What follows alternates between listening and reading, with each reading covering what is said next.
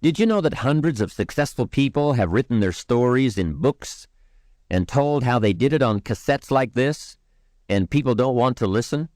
How would you explain that? One of the major things Shoaff taught me when I met him, he said, poor thinking habits keeps most people poor. Not poor working habits. Most people work hard, but they don't think hard. And Shoaff taught me that the mind is like a factory, a mental factory. And whatever you think about all day long pours ingredients into this mental factory. And that's what builds the economic, social, financial fabric of your life. Our lives are mostly affected by the way we think things are, not the way they are. The way we think they are affects us most. He quoted me a Bible phrase that says, as you think, so you become. When he talked about poor thinking habits, he had me. I used to start the day reading the morning newspaper. I mean, you can believe that or not. I'd get a cup of coffee and read the paper. I'd load up on wars and riots and murders and stabbings and killings and bank robberies and muggings and car wrecks and tragedies.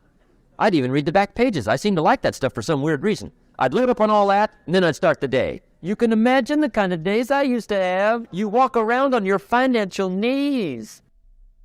Kids got good questions these days. One of them said to me, Mr. Rohn, how do you build the good life? I said, it's simple. It's not easy, but it's simple. Here's how you build anything. Select the right ingredients, keep out the wrong ingredients, and it starts with thought. Everything starts with thought. So you must be wise and careful what you think about, because that starts everything. And you decide what goes into your mental factory. Don't let anybody just dump anything they want to in your mental factory, because you've got to live with the results. The guy says, I want to be a great leader. Wonderful. The first thing we do is follow him to his house. When we get there, we walk in and check his library, number one. Somebody says, well, why check his library?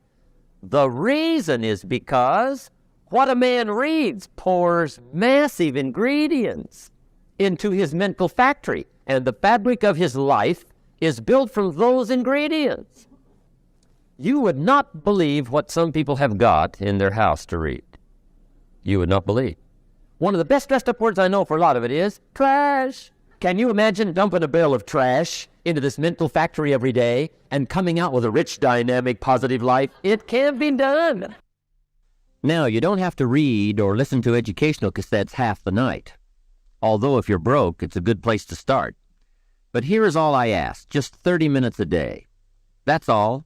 Stretch it to an hour if you can, but at least 30 minutes. Half rich isn't bad. 30 minutes. Hear or read something challenging, something instructional, at least 30 minutes a day. And here's the next key. Every day. Don't miss. Miss a meal, but not your 30 minutes. Hey, you can get along without some meals, but you can't get along without some ideas, examples, and inspiration. How easy is it to get up in the morning when you know you're not doing all that it takes? It's not very easy at all. You can just lay there awake thinking, oh, what's a few more minutes in bed? It won't matter much anyway. Wrong. It does matter. It will matter. Now, how easy is it to get up in the morning when you're pouring it on, doing the best you can, anxious to get going, make progress toward your dreams? It's a whole different story. When you're resting to renew your reserves, it's much different than resting to avoid your day. When you're psyched up and excited for your life, when you're excited for what you've planned to accomplish for the day, it's amazing. You'll wake up before the alarm clock even tries to startle you awake. Your successes fuel your ambition. Your successes give you extra energy. Your successes pave the way for more successes. It's the snowball effect. With one success, you're excited to meet another, and another, and another.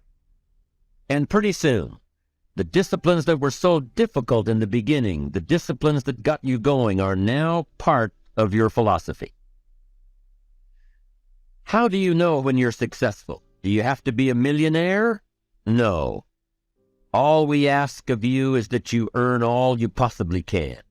If you earn $10,000 a year and that's the best you can do, that's enough. God and everything else will see to it that you're okay. The key is to just do the best you can. If it's $10,000 a year, wonderful. If it's $100,000 a year, wonderful. If it's $1 million a year, wonderful. It doesn't matter, 10,000 a year or 1 million a year. It doesn't matter as long as you've done the best you possibly can. Earn the most you possibly can. Be the most you possibly can. And here's why. The essence of life is growth. The essence of life is growth, to do the best you can. We keep growing until we're done. Get around successful people and listen. Now, you can also learn from unsuccessful people. Take notes on both, negative and positive. On the negative, the notes are called what not to do. And you got to learn what not to do as well as what to do. So learn from the negative as well as the positive. Find out what good people read and don't read it. But now you can also learn from the positive. Get around successful people. Listen to what they say. Listen to how they say it. It's important. We've all got about 16 waking hours. Practice listening those 16 hours. And I say practice listening because listening isn't easy. I found out it's easier to talk than it is to listen. But if you would practice listening the 16 hours you're awake, sure enough, from surprising sources comes great ideas. Now, here's some of the best advice I've got for the whole evening. It won't get any better than this. This is it. Poor people ought to take rich people out to dinner and listen. That's some of the best I got. If a guy's not doing well, one of the first things he ought to do is find a guy that is doing well and offer to buy him his dinner. Spend $50, $60, $80, $100. Go for the full 9 course. Start him on the juices and hors d'oeuvres. Get him started talking. The salad takes 15 minutes. Keep it rolling. Biggest steak in town takes 45. Keep it rolling. Pour on the dessert. Stretch that meal out about 2 hours. If you get a successful person to eat and talk for 2 hours, they're liable to drop ideas in your lap, change your life. Multiply your income by 2, by 3, by 5. But you're right. Poor people don't usually take rich people out to dinner. That's the problem. The guy said he's rich, let him buy his own dinner. I'm not coming up with any money. The words we have are the only words available to us. The words we know are the only tools available to us to, number one, interpret what's going on, to interpret what's being said, and to express your heart and your mind. Now, if you can't interpret well, and if you can't express well, you can imagine what a deterrent that is to the good life and the extra treasures, the extra feelings, awareness, riches, power, influence. So it's very important to have a good vocabulary. It's very important now to be able to translate it. Learning to say it well. Now, this is a whole subject in itself. This is worth a weekend of study. Let me just give you a short list of suggestions on learning to say it well. Number 1, repetition. It just takes practice. I don't know any substitute for the practice. To learn any skill, you've just got to go through it again and again and again. You just do it over and over and often. Next is vocabulary. Saying it well is proper choice of words. To build my early vocabulary, I used to put 3 or 4 words I didn't know on a card, put it up on the sun visor on my car. Back in those days, I traveled a lot by car. Sure enough, by the end of the day, I'd mastered 2 or 3 words. Vocabulary. Vocabulary is a way of seeing. One reason for vocabulary is to interpret what we see, to interpret what we hear. The vocabulary of the mind grapples with the words and the images that come to our mind. Now, if you've got a poor set of words and skills and tools with which to interpret, you can imagine the errors and the mistakes you'll make in judgment. And since vocabulary is a way of seeing, if you can't see well, you can imagine the errors you can make and how they compound as life unfolds. We do 2 things with vocabulary. We interpret and we express. Here's some other parts to saying it well. Sincerity. From the heart. With noble intent. Wishing to bring value. That adds immeasurably to your ability to speak well, communicate well. There's no substitute for sincerity.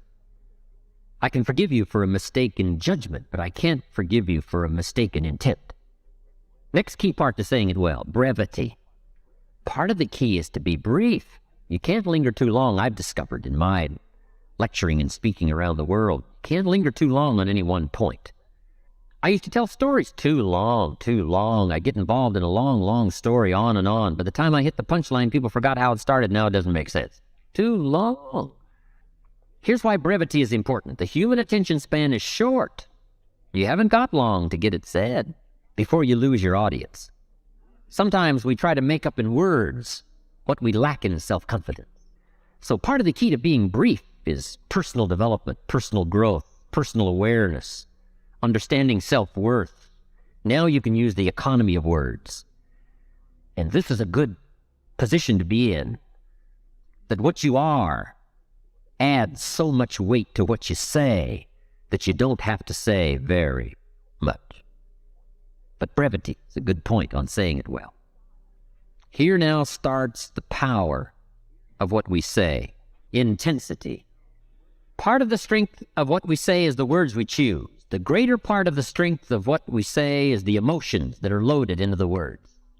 Here's what has power unmatched, words loaded with emotion. There is no greater power. Words have an effect, but words loaded with emotion have an incredible effect. My words may reach you, but if I can't touch you with my spirit, if I can't touch you with my emotions, my feelings, my beliefs, then I probably haven't affected you very much. The feelings, the belief, the commitment, all that I am, if I can put more of what I am into what I say, no telling what miracle I can wrought. No telling how much of an effect I can be. Real persuasion comes from putting you into what you say.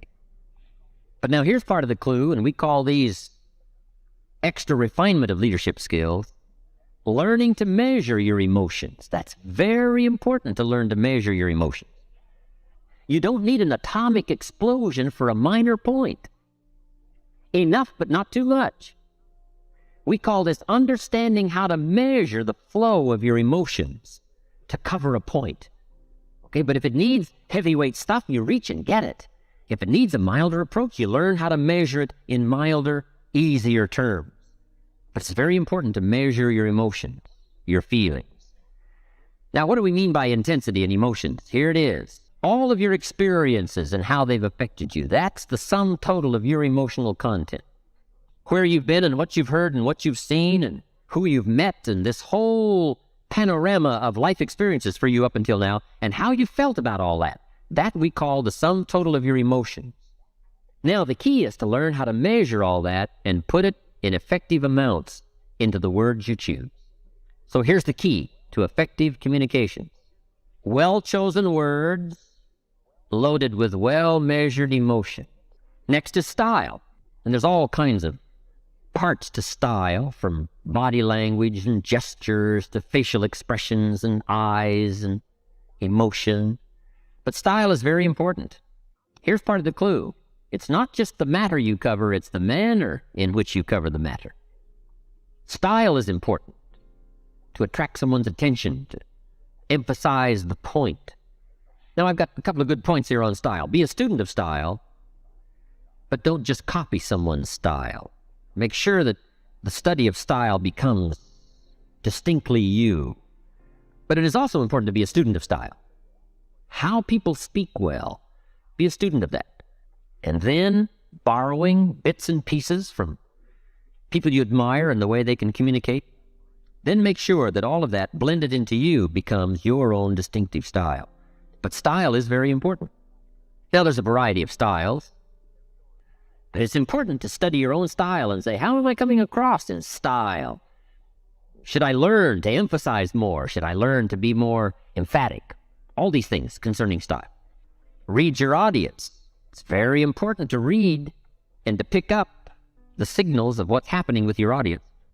So let me give you some clues on reading. Simply to listen. Part of reading is listening. You pick up a lot of clues as to what else to say, what all to say by being a good listener. From early times, I think we've learned to be a good speaker, you've got to be a good listener. That's where you pick up the information, is to listen well, especially in a private conversation, a more informal conversation. Good listening habits. That's part of reading. There's a Bible phrase that says, humans cannot live on bread alone or food alone. It says the next most important thing to bread is words. Words nourish the mind. Words nourish the soul. Humans have to have food and words to be healthy and prosperous. Make sure you have a good diet of words every day. Wanting to excel in all of the skills and settling for nothing less than an outstanding performance. If you're willing to be the best in your field, if you're willing to demand of yourself excellence in skills, to be the best that you can possibly be. In the training, do the best you possibly can. In doing a workshop, do the best you possibly can. Developing the skills of using your personality, developing the skills of language, developing the skills of influence, developing the skills of organizing. If you're willing to be an expert in all of the skills and not only make a handsome living, not only make a lot of money, but if you would so desire and if it would be your purpose, a chance to make your fortune. Expertise, excellence in skills, making a powerful contribution to you, the variable, and that is preparation. Well prepared. And preparation, of course, involves a whole lot of things. A big share of our life is preparing, getting ready. When we go to the first grade in school, we're just preparing for the second grade. After we've finished 2 grades, the 2 grades prepare us for number 3. Sometimes it seems like a long, excruciating time. And the time will just seem like it'll never come when we can finally have the performance that we really want. But it takes time to prepare. It takes time to get ready. And the decisions you make in the preparation time, those are the decisions that last for a lifetime. Preparing to have a good day. It's that preparing. Maybe the night before. Maybe the couple of days before the day that you're going to put everything together. The preparation for a meeting means that you've taken it serious. The preparation for doing a workshop means you're serious about the workshop. You want to make the best contribution. That kind of preparation is important. But here's preparation that's very vital, and that is to prepare yourself for success. Life seemingly does not wish to waste success on the unprepared. Life says, why waste a fortune on this person? They're not prepared to do the right things with it. They're not prepared to use it wisely. If a fortune was bestowed upon this unprepared person, it would probably be wasted. The people that could have been touched won't be touched. What could have been done won't be done because this fortune will have been wasted on the unprepared person. So not only look for fortune, not only look for the promise, but prepare yourself and ask of yourself, what can I do to make myself ready? Because remember, life was designed not to give us what we want, not to give us what we need, but life was designed to give us what we deserve. Every value in life must be paid for, and those that pay are the ones that get it. It says those that give, receive. Someone says, I wish to receive, I wish to receive. You don't have to concentrate on receiving. Just become a good giver. It says those that search will find.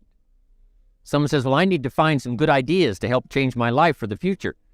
Then to find good ideas, that doesn't come because you need them. It comes because you search for them. If you want good ideas, you got to go after them. You got to go to the class. You got to go to the workshop. You got to go to the training. Go to the book, right? You got to go to the journal, right? Go where good ideas are being taught. Go searching, go looking, because good ideas are not going to be wasted on those that are not seeking, searching, well prepared. So, prepare yourself to be ready for fortune when it comes, to be ready for challenge when it comes, to be ready for opportunity when it comes. That's my goal. I'm sure it's your goal. Now here's another one. It's called self-discipline. Self-discipline, all of us have a challenge with that.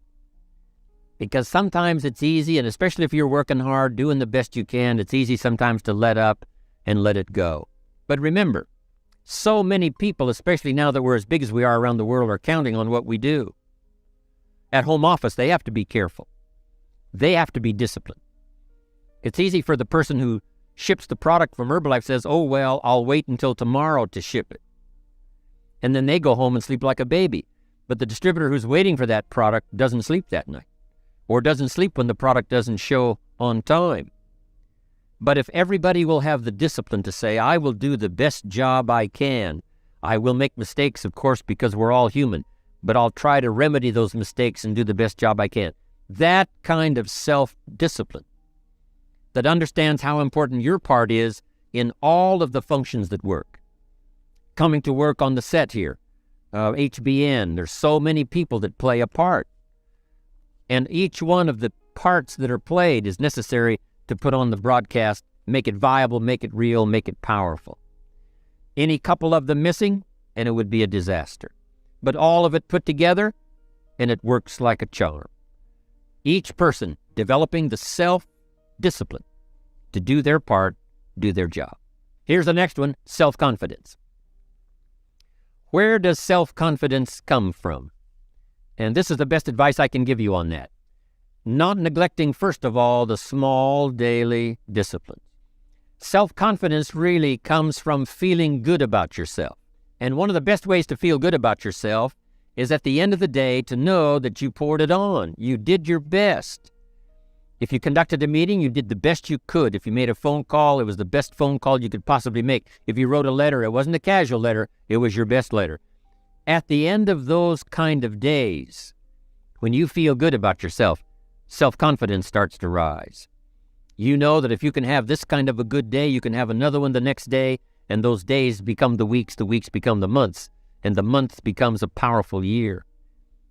Self-confidence comes from the lack of neglect. If you will not neglect to do the small daily disciplines, that's where self-confidence comes from. Part of good health is self-confidence. I know I'm going to be healthy. I eat the apple a day. I walk around the block. I do the jogging on the beach. At the end of the day, when you've really poured it on and you've done all the stuff, self-confidence grows. That self-confidence affects your health. It affects your future. It affects your psyche. So this is true. One of the great powers is self-confidence. Self-confidence means willingness to do whatever it takes to achieve. Some people say, well, I'll do it for a little while and see what happens. I'll try a couple of things. If that doesn't work, I'm out of here. And all of us know that kind of person doesn't have much of a future. But if you're willing to do whatever it takes, if I have to learn a couple of things, I will learn those things. If I got to learn 5 or 6 things, I'll learn all 6. If I have to take an extra class, I'll take an extra class. If I've got to read the books, I'll read the books. If I have to consult with people who know more than I know, I will do the necessary consulting. Whatever it takes, I will do. That starts to develop unbelievable self-confidence. Self-confidence also comes from the ability to rise above your circumstances, to rise above what happens, the petty little things, the discouraging things that would sink everyone else's ship except yours, that would cause someone else to quit early in the day, but you keep going. That kind of willingness to overcome all circumstances, whether it's the little challenges or the big challenges. If you're willing to do that, I promise you, this kind of power will work for you, and in you, the variable, it'll make a difference. Now here's another one in my rather short list. The next word is character. Becoming a person of high values, a person of principles, a person of honesty, a person that earns respect. That kind of character. It took character when Mark started to put the marketing system together. How can we have a system that will build in the integrity, that people will know that if this happens, then this will happen. And if this goes wrong, here's the way to fix it. Unless you have the principles and the character and the integrity to put together a viable plan for a wide variety of people, then the system is not going to last very long. And I've been around long enough, and I'm sure you have been around long enough to see a lot of systems that got started, but they failed. And the reason is because they were not constructed with integrity. They were not constructed with character. They were not constructed with doing the right thing. They might have been constructed to take advantage. Cash it out as quickly as possible and leave. Mark was involved when others took advantage of him all those years ago before Herbalife. when someone took advantage and didn't have the character, didn't have the principles, and didn't have the character to stay, the character to see it through, the character to do the right thing. So this is important, to develop the character within yourself, that people see you as honest, as fair, willing to do the right thing, willing to be helpful, but always willing to walk the center line, not to pass the line. It is so dynamic, it is so powerful, and it is so possible in fortune making that sometimes people want to speed up the process by cutting the corners, by neglecting to do the right things, to cheat a little here, cross the line just a little bit, because then, it'll grow faster and you can cash in quicker. Not necessary here. Building and developing your own character. Here's the next key power, and that's image. That is your image of yourself. The way you dress, the way you talk, the way you think, your capacity for learning. All of that is an important image that you have of yourself. The image that you have that if it needs to be learned, you could learn it. If there's a book that needs to be mastered, you could master it. If there's a skill that needs to be learned, why couldn't you get busy now and learn that skill? That kind of self-image, that I am continually trying my best to be the best I can. Because one of the most important places you have to look is into the future, yes. You got to look into the past, yes. You've got to look around, yes. But one of the most important places you have to look is in the mirror. How I appear to other people, that's important. But how I appear to myself is the ultimate importance. That kind of image, to where you'll develop the self-confidence, you'll develop the self-reliance. Now here's the next one. There's great power in self-reliance. Self-reliance means you simply look mostly to yourself. It would be nice if someone just gave you this, gave you this, gave you this. It would be nice if everyone did their job exactly as they're supposed to do it. But here's what you've got to do. Primarily rely on yourself. Primarily say, I'm the person responsible, and I will learn the necessary skills so that I can help people learn their skills. If I need lots of people to do certain things to build my organization, that is what I must have. But I've got to be the final backstop. I've got to be the final one that people can rely on, so that if this is missed and this is missed, I can catch up. I can fill the gap. I can do the job. We have to do it when we conduct meetings. We have to do it when we conduct training. We have to do it when we're in a class of just a few. What someone might have missed, we're there to fill in. Self-reliance. Primarily, we're learning to count on yourself so that you can do this. Never complain and never explain. And here's what I wrote about enthusiasm. Enthusiasm that's powerful is mostly enthusiasm that is enthusiasm inside, 90%, 10% outside. We all know what the enthusiasm is like when somebody lets us see their enthusiasm, which is like the 90%, and only 10% of it is inside. But the enthusiasm that really affects people is not just being loud, but the enthusiasm that runs deep, the enthusiasm that comes from deep inside, created by self-confidence, created by purpose, created by genuine willingness to help other people. That kind of enthusiasm, knowing that you're going to get the job done, knowing you're going to affect people, knowing you're going to have testimonials flowing in from all kinds of directions. That kind of enthusiasm. A lot of it is quiet. A lot of it is unheard.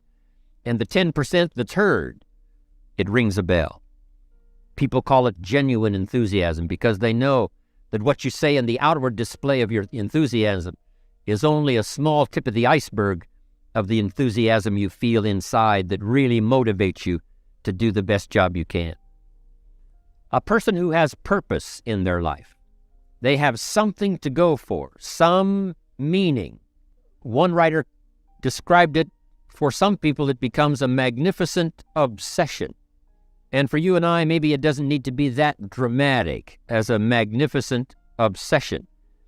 but it has to be something that does something to us, something that pulls us, especially into the future. You know, there are many influences on us. One is the influence of the past. Some people are always pulled back by the past. Some people are always pulled aside by the distractions. But here's what's powerful. If you have a list of high purpose in your life, it pulls you toward the future. And the more powerful the purpose is, the stronger it pulls. And here's the other great advantage if you have purpose for the future. It pulls you through all kinds of challenges and all kinds of difficulties. If you don't have these strong purposes for the future, it's easy to get swallowed by a bad day. It's easy to be almost annihilated by a poor month. And it's easy sometimes to almost disappear beneath the waves of a year that goes backwards if you don't have something to pull you beyond that year. So if you want something to pull you through all kinds of challenges, all kinds of difficulties, and things that come at you, you got to have something on out there beyond today, beyond next week, beyond next month, beyond this year, that pulls you into the future. And the clearer it is, the stronger it pulls. The more dynamic it is, the more it affects your life, your spirit, your heart, your soul. It also creates imagination. It gets your mind working on how to achieve that purpose. And if your mind will work, and if your heart works, and if your spirit works, and if you have good input, like good ideas, I'm telling you, there isn't anything you can't accomplish. So that's one of the great powers that'll make a variable of you, and that is purpose. Here's one more, and that is the power of extraordinary performance and demanding of yourself excellent results. This is so important. If you want to live extraordinary, you must do extraordinary. If you want an extraordinary income, you must do extraordinary things. If you want an extraordinary fortune, you must go with the demands of what it takes to have that fortune. You have to demand it of yourself. Society doesn't demand that you jog around the block every morning, but if you want good health, you must demand it of yourself. Society doesn't demand that you read a couple of books a week and improve your intelligence and your knowledge. That you must demand of yourself. Society does not demand that you build a financial wall around your family nothing can get through. That's not a demand of society. But you must demand it, if you wish it, you must demand it of yourself. Society doesn't demand that you learn a list of 10 skills in order to ensure your own future and the future of your family. Society doesn't demand it, doesn't require it. It is not a law. But if you want the benefit, you must demand it of yourself. I'm asking you to dedicate yourself to a new level of learning. Study, learn, grow, change, develop. Never let it be said you didn't learn, right? If you want to solve your problems, you got to learn. If you want to take advantage of an opportunity, you got to learn. We can't come here and just give you the marketing plan, give you the product, send you home. We got to stay for a while. Learn, stay for a while, right? Put on those cassettes and stay for a while, right? We asked you to come here for a couple of days and stay for a while. Do some learning. Take it back home. Don't miss the opportunity to learn. Take a good key phrase home, use it in your training. Don't be lazy in learning. Don't be casual in learning. If you've had a bad week, just sit down and ponder that for a while. Study it. See if you can't pick up some ideas from a poor week and then make a better week. Learn from your own experiences. Call didn't go well. All the stuff. Guess what they did when they finished that call? They made another call. What else could we do to make it better? How could we possibly improve? This is called the possibility for life change starts with education. Don't be lazy in learning. Don't be lazy in picking up the ideas. Don't be lazy in learning from your own experience. That's why you've heard from some people that have shared their testimonial here and given you some of their ideas, ways, and means of taking this product to the marketplace, making it work for you. We've devoted most of our time for that, and well, we should. Learning is the beginning of wealth. Learning is the beginning of life change. You have the ability to develop these disciplines that create value in your life. The disciplines, learning how to sell, learning how to get customers, learning how to build that customer base, the skills of learning how to recruit, you can learn to do that. You have the power to do that. Learning how to serve your organization well, learning how to communicate, learning how to organize the people that you put together, learning how to keep in touch. All of that is within your personal power. And just think about it a little more now than you have maybe in the past. There's no reason why you can't have all of the business you want, all of the success you want. There's no reason why you cannot dramatically, this year especially, affect your own life. And by that, affect the lives of the people that you want to touch in the years to come. Each person's income is determined primarily by their philosophy, not by the economy. Once I understood that, then I said, well, I don't have to go to work on the economy. And the answer was no. You only have to go to work on yourself to make yourself more valuable. So now here's things I want to share with you. And the first one is your personal philosophy. What could get you more prepared and ready for cashing in on the opportunity of the 21st century? And here's the first one, personal philosophy. Your personal philosophy is like a guidance system that helps you make decisions what to do, what not to do. From the information you get and what you learn and what you know, we decide. Maybe your philosophy would have been 5 years ago, never to attend seminars like this. You just didn't go. Now, 5 years later, here you are. Something happened along the way to change your mindset, saying, hey, for the money and the time, if I just get one good idea and walk away, it certainly is worth the money and the time. So now that little amendment in your philosophy, you now say, I'm going to regularly go, because it doesn't take but a few ideas to make a great difference in your income, personal life, social life, and all the rest. So now you know that's valuable. A change of mind, a change of idea. So that's what personal philosophy is all about. The more we learn, the more we know, the better we're able to make better decisions about two major things. Your philosophical guidance system does two things. For your notes, number one, helps you to see the dangers on one side, so you can avoid those. But here's what else your guidance system does. Personal philosophy helps you to see the opportunities on the other side, so that you can expand those, maximize those. And here's what that's called. The game of life is to minimize the dangers and maximize the opportunities. And the more we know and the more we learn, the more experience we gather in sessions like this, from the sermon on Sunday morning to the books we read and all the rest, helps us to keep continually adjusting our philosophical guidance system so that we minimize more dangers, maximize more opportunities. That's really the game of life. I couldn't put it much more simply. We're affected by what we know. Now, how do we know more things and learn more things that'll help us readjust our thinking so we can avoid the dangers, maximize the opportunities? Here's number one, learn from personal experience. One way to learn to do something right is what? First, do it wrong, right? Mess up, and then you say, wow, that was costly. I'm never going to do that again. So one way to learn to do it right, first do it wrong. Sometimes a negative experience turns out finally to be positive. Here's what my mentor said, that's some of the best advice I ever got. He said, Mr. Rohn, if you will change, everything will change for you. If you'll start making personal changes, your income will change, your health will change, your future will change, everything will change, if you're willing to start making the changes. So sometimes a negative experience now causes us to really make a sudden shift in our philosophical guidance system that says, hey, I'm never going to let this happen to me again. Now, here's the next way to learn, and that is to learn from other people's experiences, whether they are negative or positive. It's too bad failures don't give seminars like this. Wouldn't that be good information? Now, we don't want to pay them, so they don't lecture, but their information would be valuable. If you know a guy that's messed up his life for 40 years, you have to say, John, would you spend a day with me? And I will bring my notebook and take good notes. A good-looking guy like you, beautiful family, every reason to do well, threw it all away. Teach me how for the last 40 years you messed it all up.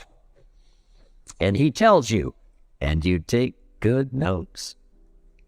Learning from the negative side of someone's experience. So, Learn number one from your own experiences. Learn number two from other people's experiences.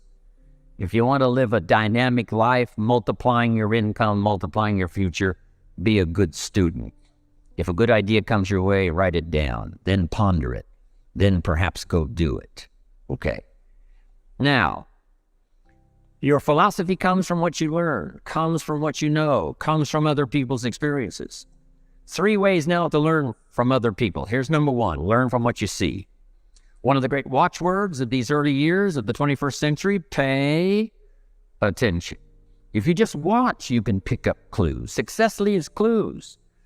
And if you'll be a better observer of the winners and the losers, those that are doing well and those that are falling behind, and just take mental notes and good notes and say, I'm going to adjust what I'm doing based on what I see. Here's number 2. We learn so much from other people based on what we hear. Here's good advice on that. Be a selective listener. Listen to voices of value that have experience, ideas, reputation, something valuable to share. Now here's number 3. Read all the books. Now there's millions of books, so you can't read all the books. But make this note. Read all the books you need to read to make you as wealthy as you want to be, as healthy as you want to be, as prosperous, as productive, as unique a human being as you want to be. Read all of those books. Don't leave those books go unread. Mr. Shoaff got me started on my library. I've got one of the better libraries. Haven't read everything in it, but I feel smarter just walking in it. My library. At least I was smart enough to buy it. Now I got to be smart enough to read it. Then, of course, I got to be smart enough to decide what's valuable and then do it. But this one is very important. Become a good reader. Some books that helped change my life. Mr. Shoaff recommended, of course, the Bible. And my parents made sure I was a pretty good scholar by the time I was 18. That's been so beneficial for me, drawing from those illustrations, reading about those stories, people who made it and people who didn't make it, and what the difference was. And then other books that helped to really change my life. One called Think and Grow Rich by Napoleon Hill. And then a book that helped me become financially independent by the time I was 31. And that book is called The Richest Man in Babylon. But I started reading the books, attending the classes, making sure that I got in front of people that had something good to say. And then I started keeping a journal. One of the major things my teacher taught me was to keep a journal. He said, don't trust your memory. If you hear something good, just make a little note and write it down. Now, at first I took, notes on pieces of paper and torn off corners and backs of old envelopes. And it didn't serve me well, thrown in a drawer. Then I learned to keep a journal, a bound copy of all my notes. So I would suggest you do the same. Things that impress you, a poem that impresses you. When you attend a class, some of the ideas that impressed you, jot them down. You read something in a magazine, right? Some ideas. Take those out, put them in your journal. Keep a good journal the rest of your life. This will serve you well. My journals make up a significant portion of my own library. And if you saw my library and saw my journals, I tell you what you'd have to say. This is the library, and these are the journals of a very serious student. No wonder Mr. Rohn is invited to lecture and speak on his experiences around the world. So I want the same thing to happen to you. Value capture that you can resort to later. Go back over it and review it and let it become valuable to you. Work harder on yourself than you do on your job. Develop the skills. Learn the lessons. Take the classes. Absorb all that is being taught to you these days. And then later on, of course, you can sort it out, what's valuable to you and how to refine it for your business and for your life and for your future. But the main thing is to get it and start this process of personal change, personal development. And let me say it one more time. If you will change, everything will change for you. You'll never be the same. You'll keep growing. As you look back on a few months, look back on a few years, you won't believe the progress you can make economically, your relationship with your family, your friends, and whether you're in sports or economics or whatever. I'm telling you, that whole process of committing yourself for personal change, personal value, can really make your life unique and worthwhile. Now, jot this down. When you do read, you have to sort through what you read and decide which is valuable to try. That's part of the process of learning. gathering information and sorting through it. One, the information that would apply to you and what you think would be valuable based on your current philosophical opinion. So read all the books. Our lives are greatly affected by what we learn and what we know. Then here's another one. You have the ability and the power to decide. Decision-making can be the beginning of a new growth period for you, not only personally, but a growth period for your business, your skill levels, your ability to reach out and touch other people, the ability to decide. What a long list of personal power you have, that I have, that all of us have. We just need to be reminded. Now here's another one, and that's the ability to act, the ability to put into action what you see, what you comprehend, what you imagine, what you believe, and then what you have faith for. That ability to act is unprecedented in creating the miracle. Because it's not imagination that creates a career. It's not imagination that creates a business. It's not imagination that creates a customer base. It's using your imagination and finally putting it to work. But you have the ability to do that. If you have to get started with limited time, you just make the limited time pay. Before you go to work, during your lunch hour, in the evenings, on the weekends, little pieces of time that you find something to do that will start your career, keep it going, and keep the momentum high. Your ability to act can develop all of the disciplines, because you cannot learn the disciplines unless you actually do the work, unless you actually do the action. It's like learning to communicate. Way back in those early days, I had a tough time. I described it one time, my first meeting, I stood up, my mind sat back down, left me standing there. I opened my mouth and nothing came out. My knees are banging together. The sweat's pouring off my face. I'm scared. It's called terror, right? Those first few times. But sure enough, I did it again. I worked up the courage to do it the third time and the fourth time. And that was about 35, 36 years ago. I'm glad you were not in on my first presentation. And now much more confidence all these years later, because I have acted on practicing my skills to communicate. But you've got the ability to do that. You've got the power and the ability to create a career that will serve you well for whatever time you want to spend in developing this career. You have the ability to develop an enterprise, a business, to be in business for yourself. Learn to work harder on yourself than you do on your job. Learning is the beginning of life change. Learning is the beginning of wealth, value you become. This can make you a living. This can make you a fortune. I learned that little economic outline when I was 25 years old. Really changed my life. Now, here's something that changed my life forever. When I found out at age 25 that my income was primarily determined by my philosophy, not the economy. So make that note now. And if you know it, that's wonderful. If you teach it, that's even better. Your income is primarily determined by your philosophy, not the economy. I had no concept of that when I was 25 years old. I would have sworn to you. Because when my mentor said to me, "How come you're not doing well?" I showed him my paycheck. I said, "Look, this is all the company pays." He said, "No, that's all the company pays you." I thought, well, that's a new way to look at it. Speaking of philosophy, how would you go from $5 an hour to $6 an hour?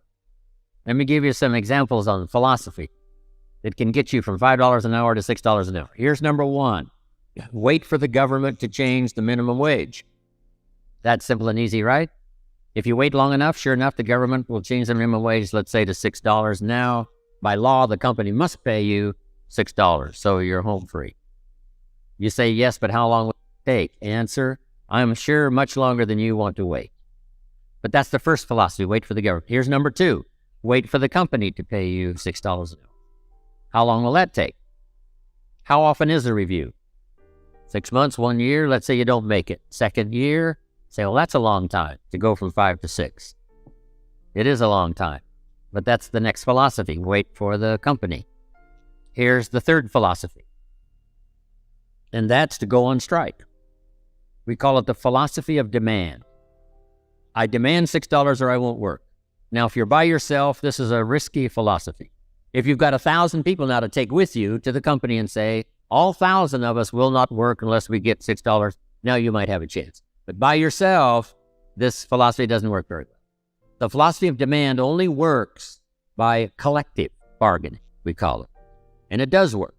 However, it's very limiting. You might get an extra penny or two, you might get an extra dollar, you might get an extra benefit, but it's very limiting, the philosophy of demand.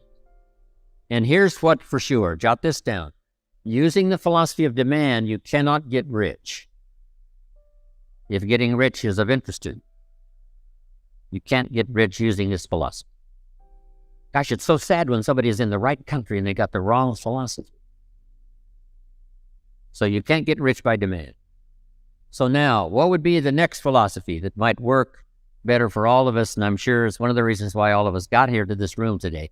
Here it is, the philosophy of performance.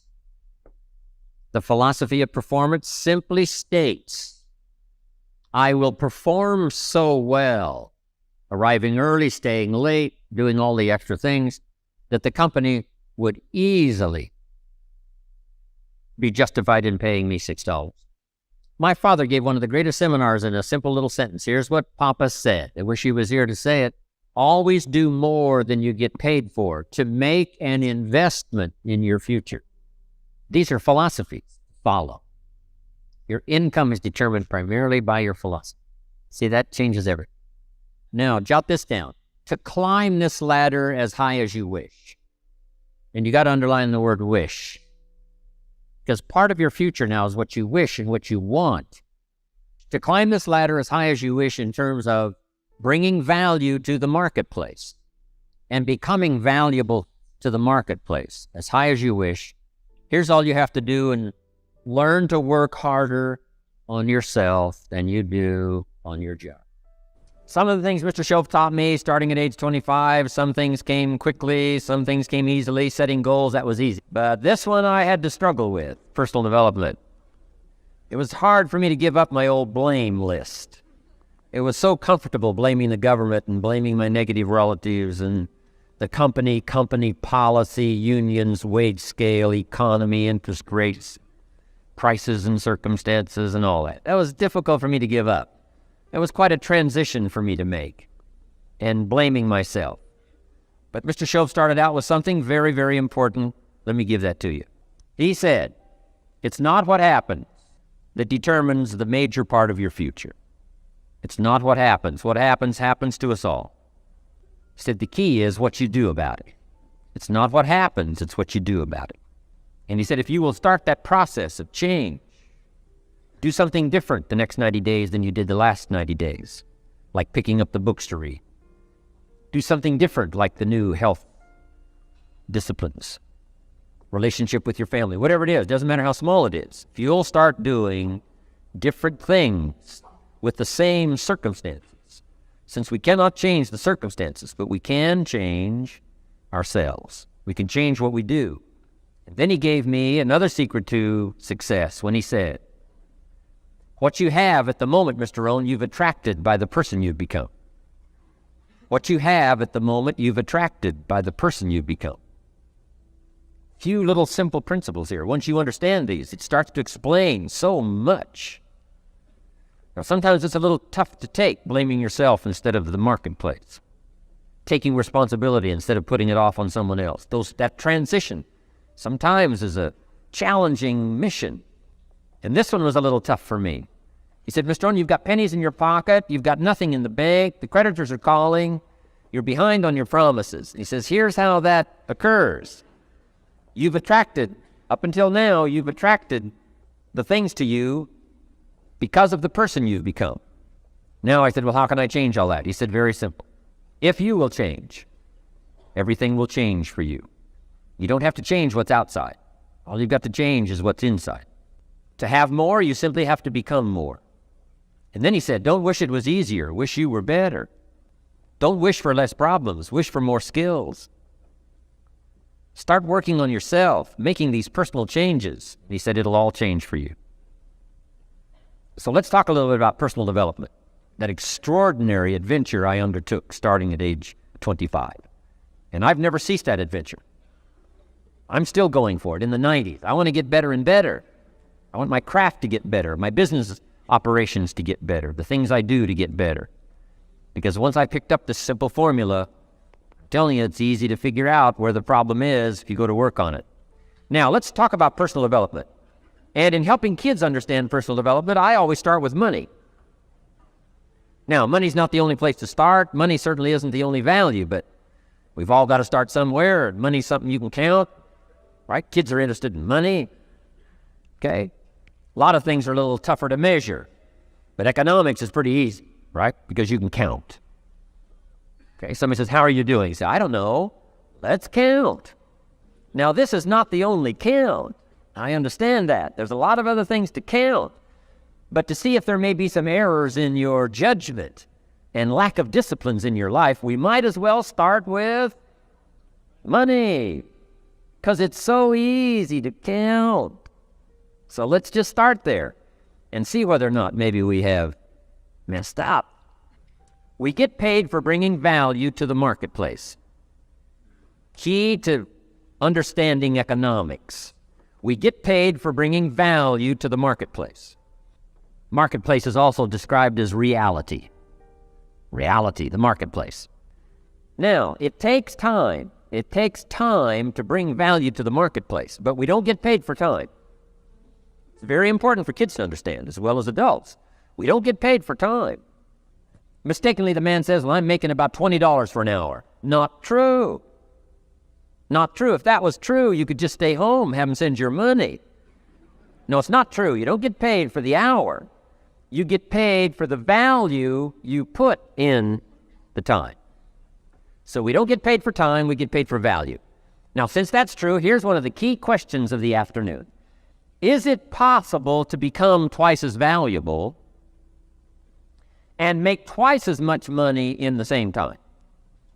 Is it possible to become 3 times as valuable as you now are and make 3 times as much money in the same time? Is that possible?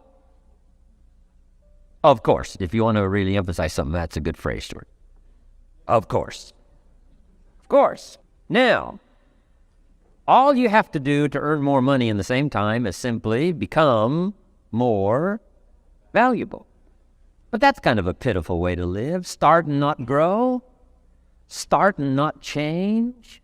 Start and not become more valuable. Hey, the whole scenario of life is to start, number 1, and what? Become more valuable, number 2.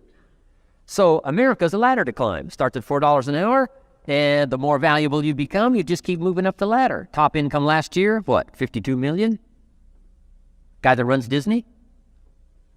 Would a company pay somebody for 1 year's work $52 million? And the answer is, of course. This is one of those of course places. Of course.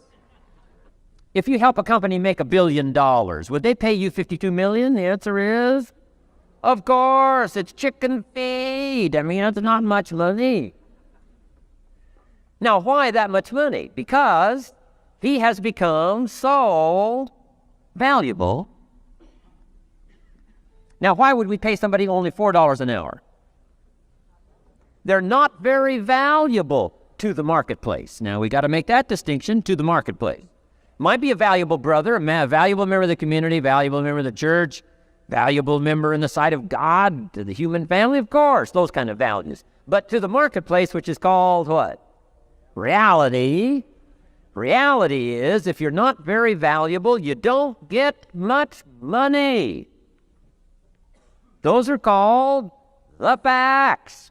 Well, then how do you get more money? Simple answer. Somebody says, well, I'll go on strike for more. Here's a major problem with that. You can't get rich by demand. Somebody says, well, I'm waiting for a raise. I'm telling you, it's easier to climb than to wait for a raise. Why not just become more valuable rather than wait? I'm telling you, that's the key to all good things. Becoming more valuable.